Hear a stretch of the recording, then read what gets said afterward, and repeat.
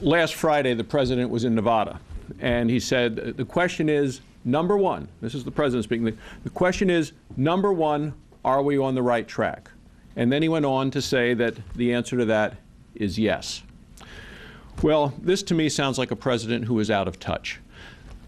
He's out of touch with the American people and out of touch with the economic realities of our country in the summer of 2010. You know, the president may believe that we're on the right track, but fewer than 1 in 3 Americans believe we're on the right track. Yesterday, the vice president said that the so-called stimulus package, he said that that had worked. The White House actually said that the stimulus package had performed better than they had expected. Well, fewer than 1 in 4 Americans agree with them. That's because, as I see it, because of the stimulus, we are deeper in debt. So we are deeper in debt and have very little to show for it.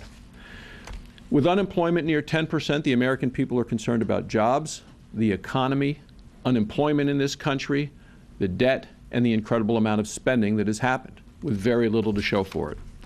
A majority of the American people, as of yesterday, say that the president has spent too little time focused on the economy.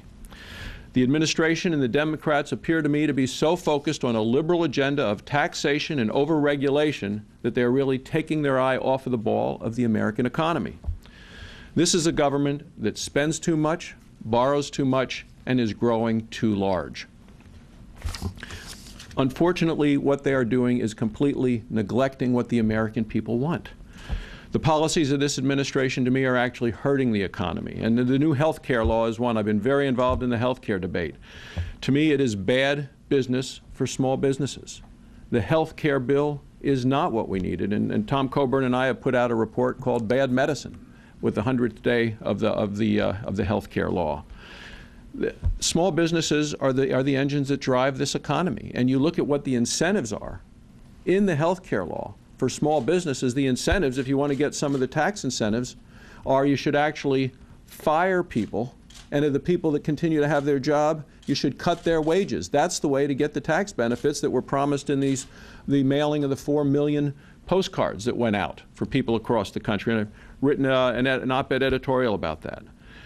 The other is cap and trade legislation. I call it cap and tax, an energy tax on all Americans, making it harder for businesses to make decisions when it gets to the certainty that Senator Burr had talked about.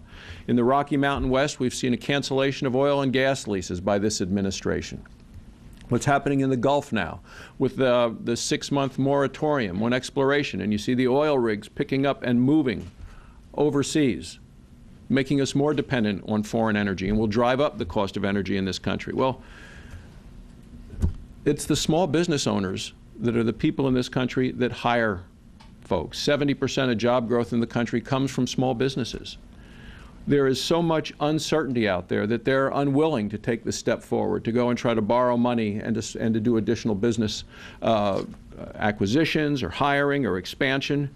So there is just too much uncertainty in terms of increased taxes, in terms of cap and trade, and in terms of health care regulations, which are going to add to increased expenses.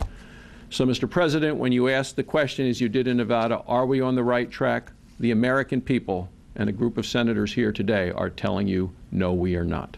And now, Senate colleague from Florida, Senator Lemieux.